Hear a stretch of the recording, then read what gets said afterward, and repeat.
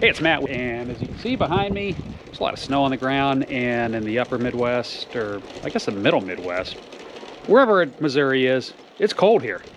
And I'm going to talk a little bit about some car stuff. I had an issue here recently, and let's turn around and take a look at my car. So this is my daily driver. This is a 2009 Mercedes C300 that I love this car. I picked it up. It's very comfortable, drives great.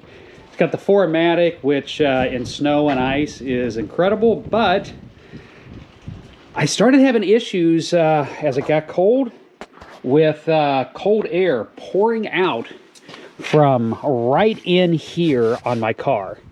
And it wasn't the thermostat, it wasn't, I knew it wasn't, you know, I checked the other vents, there was hot air coming out of here, but it was just cold air pouring out here. And even driving, like, it would come around and I would feel it on my leg. So I'm going to show you what I did to fix this. And it's a really simple thing. This isn't the first car that this has happened to me on, but if it's happening to you and you can't figure out what it is, well, I'm going to show you. And it's pretty much the same with any modern vehicle. So grab a light here.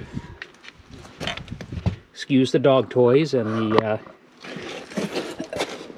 dirty floor mats, because we've had 14.5 inches of snow here the last few days or the last few weeks.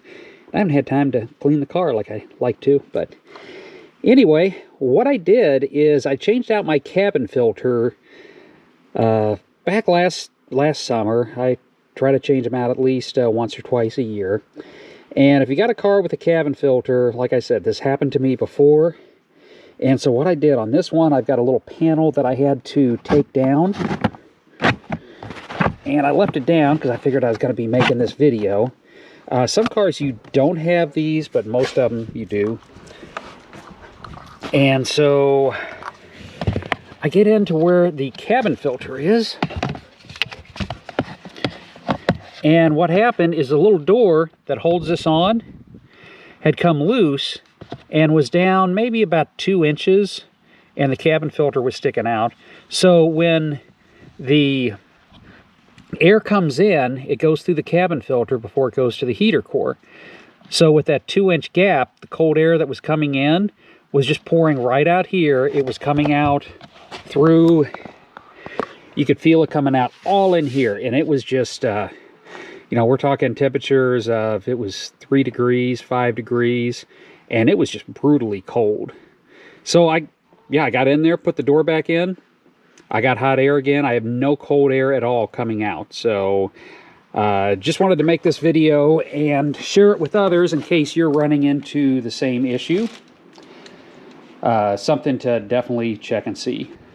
It's Matt with McKee Farms. If you enjoy this video, please consider giving us a thumbs up or subscribe to the channel. It's much appreciated and it helps the channel grow. Until next time, have a great day.